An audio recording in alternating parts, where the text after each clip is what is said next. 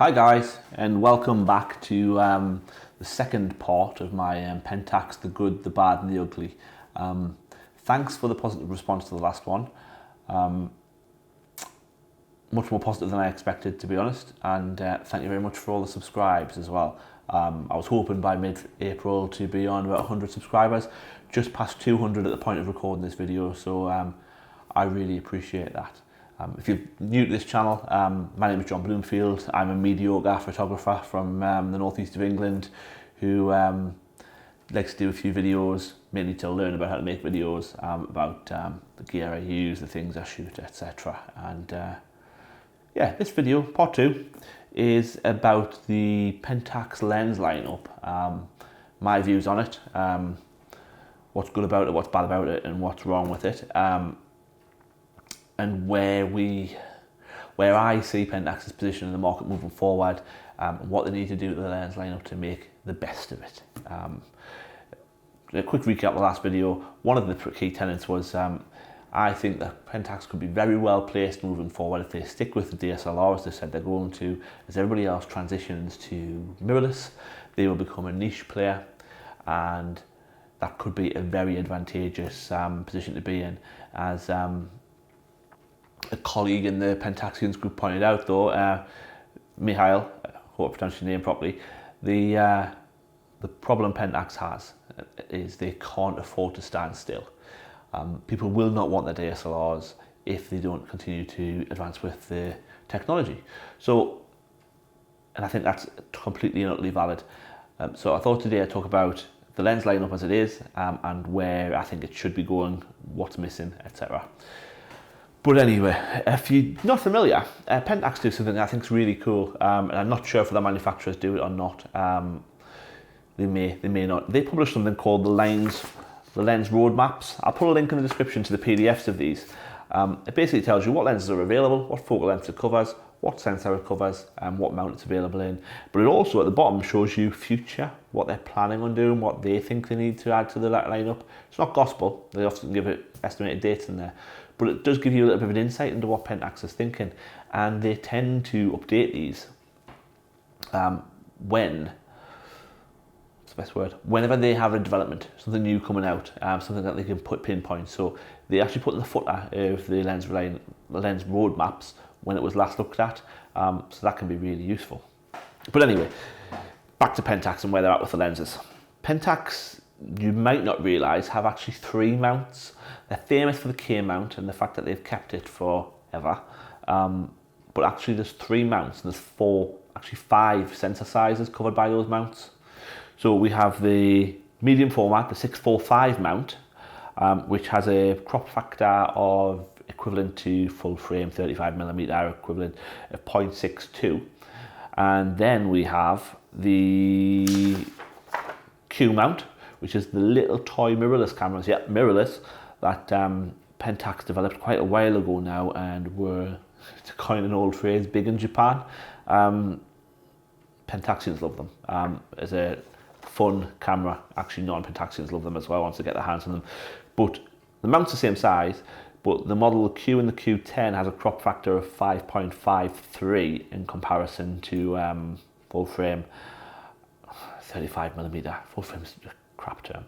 And the Q7 and the QS1 has a 4.65, so not quite the same crop factor. In practicality though, it doesn't make a massive amount of difference to the focal length or the angle of view that those lenses give. And then of course we have the famous K mount. The thing about the K mount that non-Pentaxians might not realise is it covers 2 sensor sizes. Unlike some of the other manufacturers, when Pentax moved into digital, they didn't produce a new mount for their lenses that would be refined for the APSC size sensor, therefore smaller mount. Nikon and Canon, I believe, did in order to make their lenses smaller, and they were updating it anyway. I think one of the reasons Pentax didn't is because they didn't have the resources to churn out a shed load of new lenses straight away, where Nikon and Canon, etc., would see that as a sales opportunity to chuck out all those new lenses. But anyway, they stuck with the K mount so that people could use their old glass from the film era on their digital cameras, even though they initially only had APS-C sensor cameras. But they did make the glass optimized for APS-C, but with the big mount.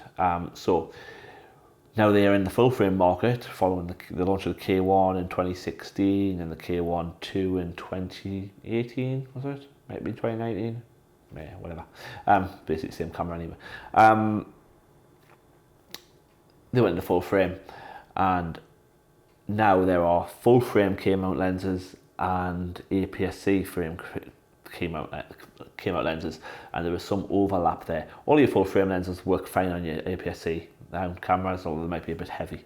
They probably aren't really. That's something people say, but it's not true. It's not much difference actually. There's difference in the size of the APS-C cameras and the K1.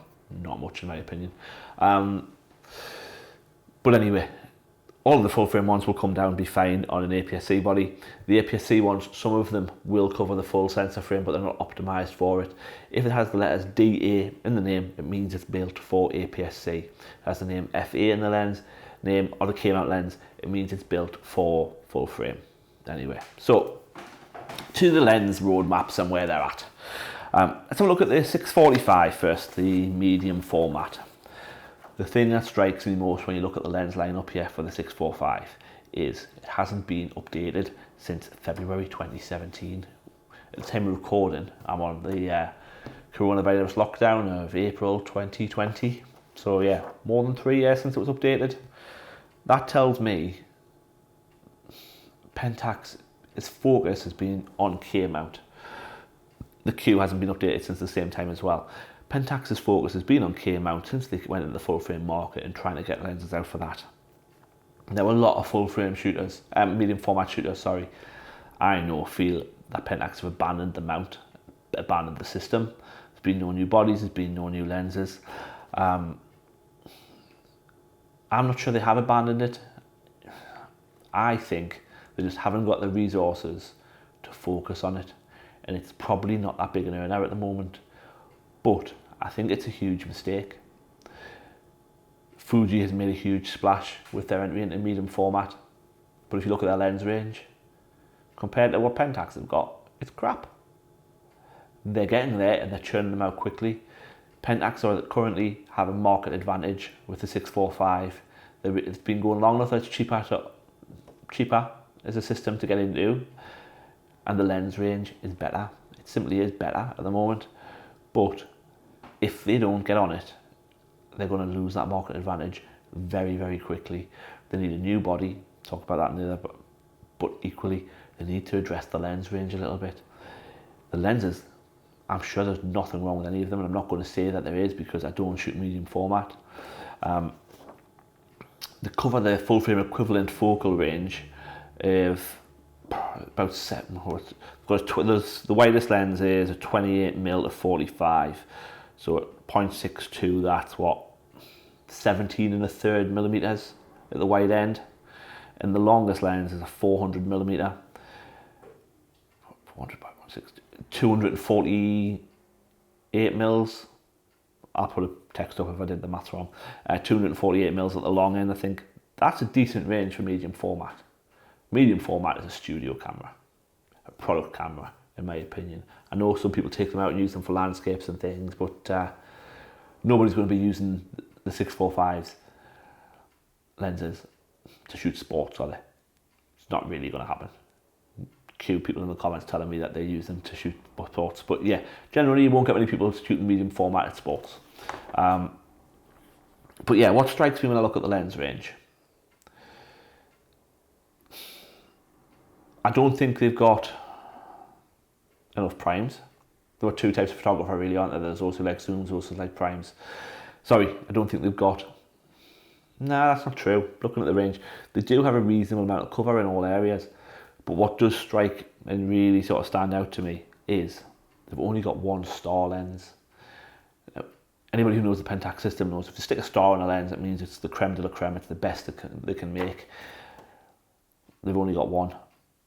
It's a 300mm f4 star lens. If you're already in the Pentax system, but this is a new mount for you, and you know enough about the Pentax lenses to be able to look at that. And you think, only one star lens? If you're a pro, I don't know. I would have to look into it really closely before I said that I was going medium format, I was going to go with that mount, with those cameras. At the moment, I don't think I would leap into that system unless I could get on it really cheap. So if you're selling one, you know, let me know. Yeah, so don't tell the wife. Yeah, so yeah, if you could get on that system really cheap, I'll probably do it. But other than that, I'd have to give it some serious thought. I don't know when the last body was. I'll check when we do the next video, part 3, which will be about camera bodies. But yeah, nothing updated since 2017 on the lens roadmap. They've got 2 lenses that they expect to make, a standard zoom and a tele zoom. Looking at the brackets that they've made, I suspect that they're going to be looking to make a 45 to 85 stroke 90. And they're probably going to look at making 85 stroke 90 to 200. I would like to think that their intention there is to make star lenses. I would like to think that was the intention, because those focal ranges are covered by the existing lineup. So I would like to think they're looking to make some f2.8s, which would be absolutely huge. It would be physically huge. So I'm not sure how feasible that is, but at the very least some f4s maybe, f4 star lenses. I don't know. If you shoot medium format, I'd love to know what you think. I hesitate to be too conclusive about that, but yeah, looking at the range, I think you could function absolutely well as a professional using that lineup of lenses. And if you're an amateur and you can get on it cheap, absolutely, why not do it? Crack on, make your move. But really, if you're looking at medium format at the minute, everybody's gone off Hasselblad since they were bought by DJI. I don't know, I think, watch that space, could be decent. So I think you really are looking a lot of the time at Pentax, DSLR style, or Fuji mirrorless. Fuji are really going for it. Pentax has the market advantage, they should use it. If they want to be in that market. If they don't want to be in that market, just say so. Sell the stuff off cheap, get out of it, make it clear you've got a direction, and don't let users be sucked into buying something that's not going to last. Anyway, the Q system, it's dead. They've never announced that it's dead. I would be shocked to my boots if they launched another Q lens, another Q body. Sold really well in Japan, has a cult following. They're actually quite expensive to buy these days used, because all the hipsters have them. The focal range, the focal length that they cover, I think the lenses that they offer are pretty good, to be honest. I've seen a lot of good quality photos posted by people that shoot Q. I don't have one. I'd be tempted to buy one if I saw one at the right price. APSC equivalent, they sort of run from, looking at this, 21 mils on the Q7 stroke QS1 and 17.5 on the Q10. Sorry, the Q7. Well, all right, the Q7 QS1, 17.5 is where they start off. 21 on the Q10. That is. Yeah, I think that's a pretty good place to start. Pretty standard focal range, not massively wide, but with a crop factor like 5.53 and 4.65, I think they're doing well to manufacture something like that, to be honest. And they run up to the equivalent of 249 millimeters on the Q stroke Q10, which is the same as 207 on the Q7 QS1, which I think is decent. Yeah, I really do think that's decent. And you can get an adapter to put your K-length mount lenses on it. Be a bit awkward, I think, personally. Tiny little camera, massive lens, but you know, so what? Yeah, I think they could. Just knocking out another body, to be honest. I don't think they need any more lenses for the Q range. It's a novelty camera. That's not very fair. It's not a novelty camera. It's a very good camera.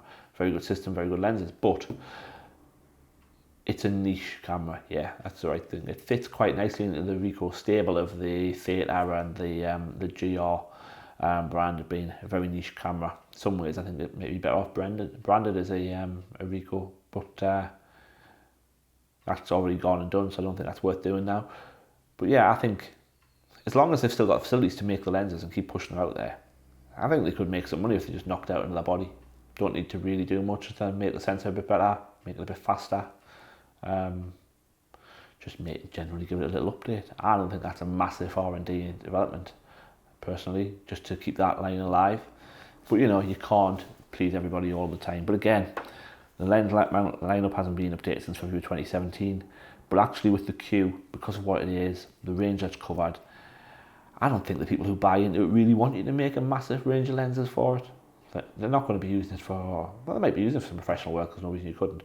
But if you're going out to set yourself up as a pro, you're not going out looking for that as your main kit, are you?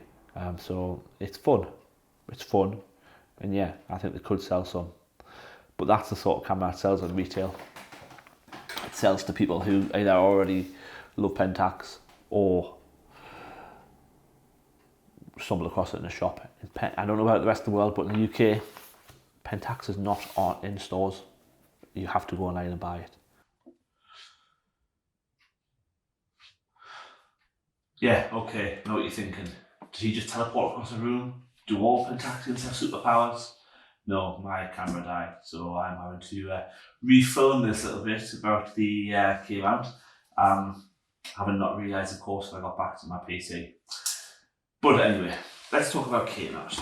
We'll start with full frame, the lenses that cover full frame. Something that's really important to remember is that lenses that cover full frame will also cover APS-C, because the plant's the same and the sets are small. So let's talk about somebody coming to Pentax from one of the other major manufacturers because they don't want to go to DSLR. So they look at the range, see what they've got.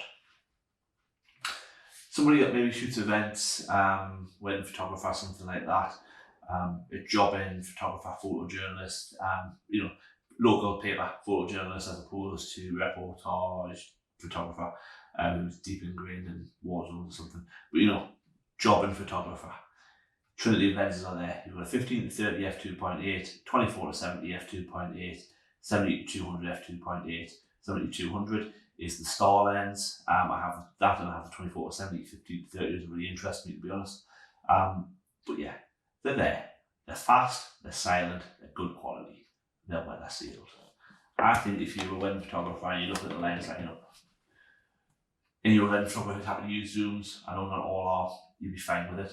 You'll think those three lenses are there. Two of the lenses, the 15 to 30 and 24 to 70 are Tamron rebrands. Personally, I don't care. They're good lenses, do what they're supposed to say, and I'm actually reassured to have Tamron SDM and not Pentax SDM. The only gripe I have about them being Tamron rebrands is one, they're so much more expensive than the Tamrons. Two, Tamrons have moved on to newer versions of those lenses. We're still using the version ones. I don't know why Pentax couldn't move on as well. Now, I'm not an expert on Tamron. If their newer version just got better stabilisation, then of course there's no reason for Pentax to move on. But I suspect it's probably a licensing arrangement. It's probably the issue there. Now, when I first came into the Pentax system, I thought about shooting weddings and things and do the odd one. Something that put me off was the lack of silent focus, Trinity of zooms. The APS-C had them, but they've got the STM issue. All of the lenses that fall into that category is covering the traditional 24 to 70, 70 to 200, 15 to 30 in APS-C equivalents. But anyway, I think the full frame lens lineup is actually pretty good. You could probably do with something a bit wider than 15. Probably do with a niche lens like a fisheye as well. And the gaping hole was that they didn't have silent focus in modern primes. They're addressing that. They released the 50 last year, got the 85 coming out this year. 85 being a classic portraiture length. That's something from current system would be looking for. Personally, I'm happy with a 77 and I'm happy with my 100. 85 does have a limited appeal to me. I rarely would shoot it with f1.4, so that's not particularly appealing. Although it would be nice to have sometimes. I didn't buy the 50 just because I don't really care about 50 focal length. I don't really use it. It's never appealed to me. It's bland, in my opinion. but I can see those lenses needed to be there to bring people in. I think we needed 24, possibly something along that range. In an ideal world, they probably also needed 12 or 14 as well. But to be honest, people who are using 12 and 14s are normally happy to use manual focus. So you've got your Samyangs and things like that, Rock-and-Ons, they're called in the Untitled, which will cover that. You've got the classic FA primes, the 31, the 43, the 77, bit of an acquired taste, bit of a cult following within the Pentax community. And you've got your 35 and your 50 FAs and 1.4 and F2 respectively, which are reasonably priced, reasonable quality lenses, which appeal to the hobbyist. So I think, although the lens lineup is small, excluding all the legacy stuff, I actually think it's a reasonable lens lineup for most people. But if Pentax want to take up the position of being the default DSLR brand when mirrorless eventually takes over from the other brands and they stop producing DSLRs, there are a couple of gaping holes, in my opinion. One is the long end. For a wildlife or a sports photographer, you've got the 150 to 450 zoom, looks like a very good lens. I might be interested in buying one, but I'm not a sports or a wildlife photographer. I'm somebody who occasionally uses that focal length. Somebody who uses it all the time probably wants something faster, and they probably want a long prime as well. Now, Pentax, and this is something that I find to be ugly in the service of good, bad, and ugly. Well, bad actually, probably ugly, is that they list 3 DA lenses, DA being APSC, that cover the full frame. We have the 300 f4, the 200 f2.8, and the 560 f5.6. I haven't used any of those lenses. I've seen the results from the 300 and the 200 quite regularly, look very nice, but I would not be happy laying down my money as a full frame photographer coming into the system, buying a lens that I know was built for APS-C. Because it might cover the full frame, that's not the same as saying that it's optimized for full frame. And that tells me that there is room there for Pentax to produce something new, something better. But it's not on the lens roadmap. So that makes me think they're targeting certain things at this point, and I don't think I don't think that sports photographers and wildlife photographers are there. Now we look at the 560, the DA. A lot of people, I don't know a lot of people who've got that, I know maybe 3. And only one of them loves it. The other 2 think that there are better options available at lower prices from other brands. So, yeah, and to be honest, if you spend the sort of money they want for the 560, you probably actually not bother about price, you bother about quality. So, I think there's a gap there.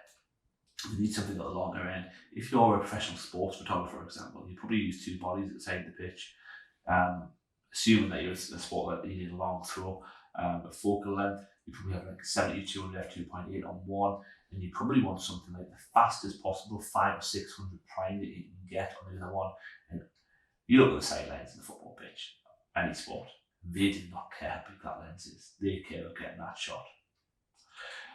We look at the lens roadmap, which shows us what they've got coming for full frame, or what they intend to develop in 2020 or later. It shows the FA85, which we know is due out later this year, being announced, God knows how many times. It's been coming for about 2 years now. It was announced initially at the same time as the 50 was, so I thought they were going to come in quick succession, but apparently not. But anyway, we've got an ultra-wide angle single focus lens. When Pentax say single focus, they mean prime. They need single focal length. And they're looking at something here between 12 and 24. Yes, I think they do need something in there.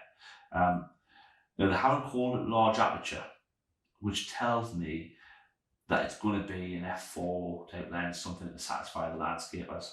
I totally get that. The K1 is a landscape photographer's dream. It was designed with landscape photographers in mind. I have absolutely no doubt about that whatsoever. They also have a large aperture, so it's going to be something wide, single focus prime lens, somewhere falling between 24 and 45, 43, looking at the grid there. So I reckon we're looking at a 35 f1.4. Seems pretty obvious, to be honest, to follow from the 50 and the 85 classic focal lengths. And then they also have listed an expectation of that telephoto zoom, which is looking somewhere, it doesn't say it's ultra wide, it doesn't say it's large aperture, somewhere between 65 and 200. I think that's a kit lens. Currently having that range of zooms, we have a 7200 f2.8, which obviously is the pro lens. Then we have an f4, which actually f4, a constant f4 is generally a pro lens aimed at. It's not the start, I know, but it's generally a pro lens aimed at landscape photographers. And to be honest, I was really surprised when Pentax got on the full frame market that they didn't have f4 lenses first, because the K1 was so obviously a landscape photographer's dream. So I thought that would be where they went. But no, they've got the new one out now. Mixed reviews about the long end, particularly rebranded Tamron. Personally, I see nothing wrong with that. Yeah, so the rebranded Tamron. Yeah, so it's a decent lineup, but it does need new things. I think they've identified that they need the ultra wide. I'm not sure what they're messing around with for the telephoto zoom, but I think it's going to be a kit lens, something equivalent to the HDD A50-200 on APSC. And yeah, the ultra wide and the larger and the 35 f1.4 that I think will be coming, or f1.2 maybe, never know. Or a good end, but I think they need to look at the long end if they want to be all for a camera for everyone. Pentax came out full frame.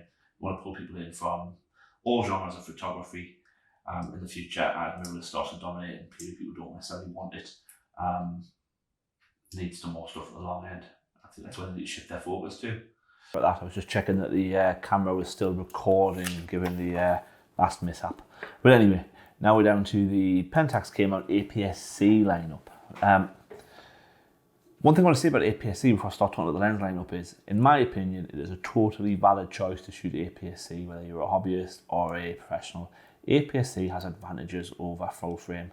It has advantages over micro four thirds. Micro four thirds, it gives a better quality of image. You're able to get shallower depth of field if that's the sort of thing you want.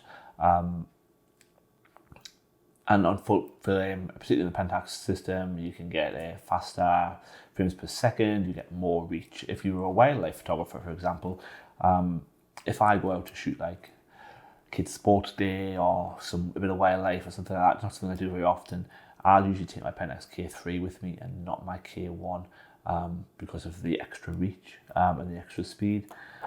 So yeah, I know a lot of people say APS-C is for hobbyists, but you see plenty of professional wedding photographers using Fuji APS-C cameras, plenty of them, portrait photographers too. So APS-C can hold its own. It held its own for Pentax for years. There's some argument, as I made in my last video, about why they got into full frame in the first place, and I may have overstretched them. But anyway, looking at the lens lineup for APS-C, it is by far the best covered sensor, and of course it should be. That's where the history is in the digital dimension for Pentax. I'll put the link to the roadmaps in place, but you can see there's a lot of glass currently in production. That's all that's on here, current production, future production, available for APS-C. You've got your trinity of lenses covered anywhere from the full frame lenses that we discussed before for the standard sort of pro fare. But even before that, you've got the 11 to 18 DA star, the 16 to 50 DA star, and the 50 to 135 DA star, which gets you to sort of, it's equivalent to what, 15 to 200 on full frame. So pretty good coverage. The only problem I had with it when I was thinking about doing more and more events, chose not to, but there we go, is we have three notorious lenses that are in that sort of range of what you'd be considering. The 50 to 135, the 16 to 50, 60 to 250, all fantastic IQ, all SDM failures, regularly reported, not really sorted out by Pentax.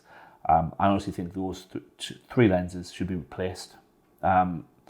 New ones, all singing and dancing version to make a big deal about the fact that it's a new version of SDM, trying to inspire some confidence. But anyway, they're there. They're very good optically. They well cover everything. Got loads of good walk around lenses. You've got the 28 to 105 that you can pull down for full frame if you want. But to me, if you choose to shoot APS-C and it's a conscious decision, One of the advantages of APS-C is the glass can be smaller and lighter, and you can therefore be more agile. So to me, you really want to be looking at what's available DA-wise. If you shoot wildlife, the longer end stuff is there. So it's there. We know it's there. We've talked about it before. You can also pick up the 150 to 450. You've got the 200 to 300 primes. Plenty of stuff there for you. This speaks really well of Pentax as well. 55 to 300 walk around lens. I think it must always be Pentax's most popular lens because they're always seem to be bringing out a new one. The latest one, the PLM, which is like lightning fast autofocus, is not compatible with cameras older than the K3 because of it doesn't have the aperture lever. It uses fully electronic, and they've kept the older version in production. And I think that's really good. That really shows that they care about their users. They want their users to be able to continue to use cameras for many years after they've been released. They're not wanting to constantly churn and sell you a new body. I think that's great. You've got some nice lenses aimed at maybe more hobbyist, amateur type shooters. The 16-85 exemplary, the 20 to 400 also exemplary. When I say hobbyist, I'm mainly referring to variable aperture lenses, and that's probably not really fair, but yeah, they've got a lot of options there. Everything you want really is covered as far as I can see. The 10 to 17. The only major issue that they had for quite some time was that there was a lot of screw drive in there. But now you do have a very good range of lenses that are silent. The only thing I would say is the Pentax limited DA lenses, exceptional at autofocus. They would be amazing if they were, exceptional image quality, noisy autofocus. They would be amazing if they could be made silent. They would completely round off this range. They are obviously adding silent prime lenses to the full frame range, which are available to APS-C use. But again, if you're using the APS-C, then really you want to be able to take advantage of the smaller glass, especially if you've got no intention of ever going full frame. That's just my opinion, of course, but I think it's a perfectly valid choice to choose to shoot APS-C. And one of the advantages is smaller, lighter gear, and a lot of people make that choice. A lot of people go to micro 4/3 for the smaller, lighter gear, and I think APS-C is probably a better compromise, but that's just my opinion. Looking at the future, the lens roadmap, there's only one DA lens expected, and it's a zoom, and it looks like it's going to fall somewhere between 15-16 to 50. So it doesn't say it's going to be a large aperture lens, and normally point that out, or a constant. So I would like to think it was a replacement for the 16 to 50 f2.8, get a more dependable lens in there, something that people can put faith in. But I suspect that what we're going to see is we're going to see another kit lens. There's two kit lenses in production at the minute, the 18 to 55, which is quite old, but still well thought of, 18 to 50, which is newer, collapsible, good IQ. People tend not to like its plasticky quality. I'm perfectly happy with it. But yeah, be interesting to see whether they intend to produce something there that is top end or mid range. I mean, the one gap you could say is maybe a 16 to 50 f4 constant. That would probably appeal to quite a lot of people. If it was lighter than the 16 to 50 f2.8, I know some people say that they're finding that to be a heavy lens. Personally, I don't think it is, but it's all relative, isn't it, really, what you're used to using. Anyway, yeah, APS-C definitely the strongest position. So to summarise where we're at, medium format, Pentax has a huge market advantage there. Fuji's doing all the marketing for you, creating a market for medium format cameras. Get on it, do something, release something that's going to show that it's still alive at the moment. I think a lot of people would think, is that system still going? Is it worth getting on board with? Release a lens, name a lens that's going to be on there, talk about a new body. Don't have to actually get it out there. Pentax is very good at talking about things and not getting it out there for ages.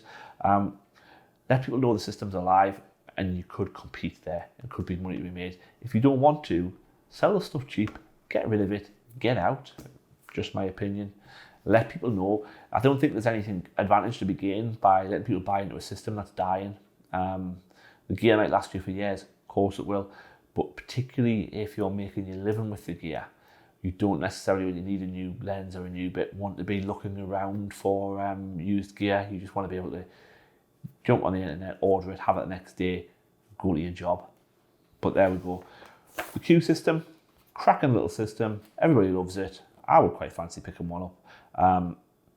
The lens lineup's absolutely fine for what it is. Just release a body. That would be my suggestion. Let people know it's still alive. Keep selling the lenses if you've still got production facilities for them. Just my thoughts. Key mount is where it is for Pentax. That's where they've got their focus. And I think they're doing a pretty good job, to be honest, of putting together a lens lineup. The one thing, the bad, the ugly, whatever you want to call it, is those lenses with the SDM failure needs a marketing push to say how you fix them, or what the new SDM is, why it's better, and replace those lenses, or do something to show the users that if they buy one now, it's not going to fail like the ones in the past have. And I know they don't want to admit that there's been a problem because they think that's going to cause them financial issues and recalls and all that sort of stuff. But yeah, that's the hole in the lens. It's actually on the APS-C. It's those 3 lenses. Now we know you can buy the bigger full frame lenses, but somebody who is thinking APS-C is their choice, they've made their choice of sensor, and they're comparing who they're going to go with for their APS-C cameras. They're really looking these days, I think, at Fuji and Pentax. Yeah, really, Fuji, Pentax, they're the ones. Obviously, Canon and Nikon have their APS-Cs, but to be honest, I think it's very hard for somebody to get into the DSLR system for the first time with Canon and Nikon now, knowing what's happening with mirrorless and that they're transitioning to it. So yeah, I think if you're coming in fresh and you want APS-C, you're looking at Fuji and you're looking at Pentax. So it doesn't take much to find out that there's a fault with those lenses. 5 minutes on the internet. So yeah, do something to fill that gap. That would be very cool. And get some sort of lighter stuff there for the APS-C users. Full frame, I think it's fleshing out very nicely, as I said. With those couple of things like an ultra wide would be good, prime. But we shall see what happens, shan't we? And hopefully that 85 lives up to whatever he's hoping for. So okay, so part 3 of this video will be about lens air bodies. Should be a bit of a simpler video really. Much less to cover, but much more in terms of market position. Thanks for watching, and thank you very much for those of you who subscribed. I do really appreciate that. I started making these videos in order to learn to edit videos, really. But when people subscribe, it really does let me know that they are interested in the same things that I'm interested in, and that somebody's paying attention, and that's really quite nice. So thank you, and I'll see you soon.